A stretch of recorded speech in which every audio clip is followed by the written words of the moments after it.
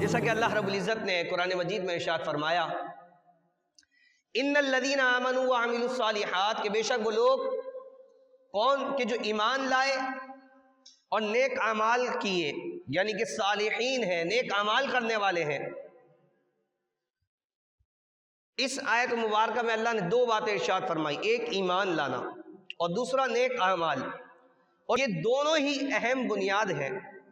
قرآن کریم میں جہاں جہاں فضیلت کا ذکر ہے وہ انہی دو چیزوں کے ساتھ خاص ہے کہ جنت کی خوشخبری سنائی، اسے سنائی جو ایمان والا بھی ہے اور نیک اعمال بھی کرتا ہے۔ جہنم سے چھٹکارے کی خوشخبری سنائی، اسے سنائی کہ جو ایمان والا بھی ہے اور جو گناہوں سے بچتا ہے، نیک اعمال بھی کرتا ہے۔ اور جہاں اللہ رب العزت نے اپنا پیارا بندہ کسی کو ارشاد فرمایا کہ کون ہے اللہ تبارک و تعالیٰ کا پیارا بندہ، تو فرمایا جو ایمان لائے اور نیک کام کرے۔ قرآن مجید میں جہاں کامیاب انسان کا ذکر کیا گیا کہ کون کامیاب ہے، فرمایا گیا کہ وہ جو ایمان لائے اور نیک کام کرے۔ پورے قرآن مجید میں اللہ رب العزت نے جہاں جہاں خوشخبریاں عطا فرمائی ہیں، یہ دو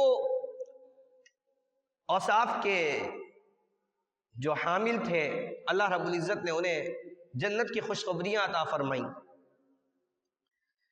منت رب العزت قرآن مجید فرقان حمید میں ارشاد فرماتا ہے، ان الانسان لفی خسر، کہ بے شک انسان خسارے میں ہے، نقصان میں ہے، یعنی کہ سارے کے سارے انسان خسارے اور نقصان میں ہے۔ لیکن فائدہ مند انسان کون ہے؟ اللہ رب العزت نے فرمایا، الا الذین آمنوا وعملوا الصالحات، مگر وہ کہ جو ایمان لائے اور نیک صالح اعمال کرے۔ یعنی کہ یہاں بھی اللہ رب العزت نے کیا فرمایا؟ سب خسارے میں، لیکن سوائے ان کے جو ایمان لایا اور نیک اعمال کرتے، اللہ رب العزت نے فرمایا یہ خسارے میں اور نقصان میں نہیں ہے۔